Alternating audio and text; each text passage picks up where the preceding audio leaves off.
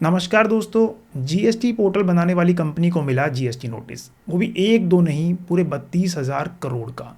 जी हाँ दोस्तों, 32,000 करोड़। इतनी बड़ी रकम बोलते हुए मेरी बत्तीसी में भी थोड़ा सा दर्द हो रहा है, लेकिन क्या करें, सच तो यही है। अब तक आप समझ चुके होंगे मैं किसकी बात कर रहा हूँ। इन्फोसिस। इन्फोसिस जिसने ना सिर्फ जीएसटी पोर्टल बनाया बल्कि 2017 से लेकर आज तक उसको मैनेज भी किया है। उस कंपनी को मिला है जीएसटी डिपार्टमेंट से 32,000 करोड़ का नोटिस। जब ये न्यूज़ मार्केट में पहुंची, न्यूज़ साइट्स पे जब ये न्यूज़ पब्लिश हुई, तो इसका सीधा असर देखने को मिला इन्फोसिस के शेयर्स पे। तो इन्फोसिस भी पीछे नहीं रहा और इन्फोसिस ने अपनी प्रतिक्रिया जाहिर करते हुए इसमें एक प्रेस रिलीज जारी करी जिसमें इन्फोसिस ने बताया कि भाई उन्हें ये नोटिस मिला है, लेकिन वो नोटिस को आगे कंटेस्ट कर रहे हैं और वो डिमांड जो है इन्फोसिस के मुताबिक वो डिमांड गलत है। आइए सबसे पहले आपको दिखाते हैं कि इन्फोसिस ने क्या प्रेस रिलीज जारी करके क्या इन्फॉर्मेशन अपने शेयर होल्डर्स को और जनरल पब्लिक को दी है। देखिए, स्क्रीन पे आप देख रहे होंगे कि इन्फोसिस ने एक ये प्रेस रिलीज जारी करी है जिसमें उन्होंने बीएससी को और सारे स्टॉक एक्सचेंजेस को और इन्वेस्टर्स को इन्फॉर्मेशन दी है और कंफर्म किया है कि हाँ, उन्हें एक जीएसटी नोटिस मिला है पूरे 32,403 करोड़ का। काफ़ी बड़ी रकम है दोस्तों, 32,403 करोड़। इन्फोसिस ने कंफर्म करा है कि नोटिस मिला है, तो यानी कि जो न्यूज़ सेक्शंस में बताया जा रहा है वो न्यूज़ तो सही है। साथ में इन्फोसिस ने ये भी बताया है कि जब ये न्यूज़ जो है वो पब्लिश हुई इंटरनेट पे, तो पहले उन्हें स्टेट जीएसटी डिपार्टमेंट से नोटिस मिला, कर्नाटका स्टेट डिपार्टमेंट से उन्हें नोटिस मिला। उसके बाद जब ये न्यूज़ मार्केट में आई तो उसके बाद उन्हें एक director general of GST intelligence से भी नोटिस इशू मिला, यानी कि वहाँ से भी एक नोटिस उन्हें मिल गया। तो दो जगह से उनको नोटिस मिल गया सेम मैटर पे।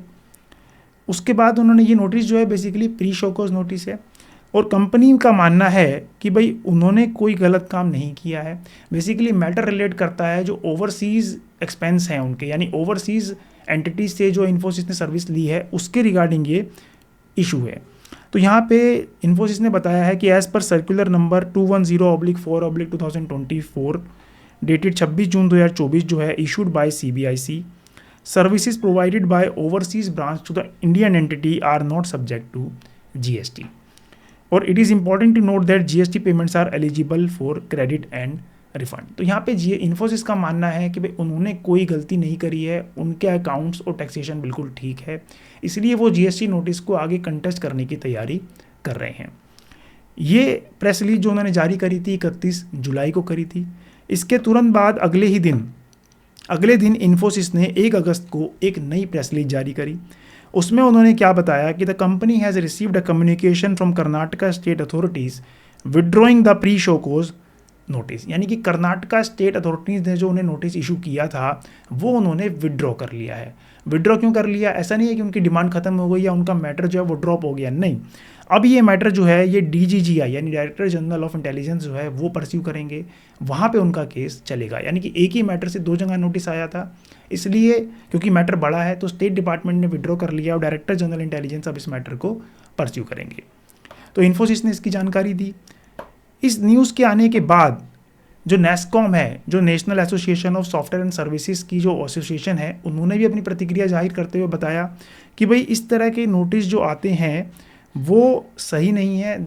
It shows lack of understanding of industry model. यानी यहाँ पे नेस्कॉम ने कहा है कि भाई जीएसटी डिपार्टमेंट को इंडस्ट्री मॉडल की नॉलेज नहीं है और ये नोटिस इस तरह से देना किसी भी बड़ी कंपनी को बिना किसी प्रॉपर सपोर्ट के, यानी कि आपने उस इंडस्ट्री का एनालिसिस नहीं किया कि कैसे इंडस्ट्री में काम हो रहा है, उसके बिना आप नोटिस इशू कर रहे हैं। तो इंडस्ट्री की जो कंपनी की जो साख होती है, प्रतिष्ठा होती है, और ख़ास तौर से लिस्टेड कंपनी की, क्योंकि लिस्टेड कंपनी में आप देखते हैं कोई भी अगर न्यूज़ आती है, कोई भी सेंसिटिव न्यूज़ आती है तो उसका असर आपको फ़ौरन उसके शेयर्स पे देखने को मिलता है।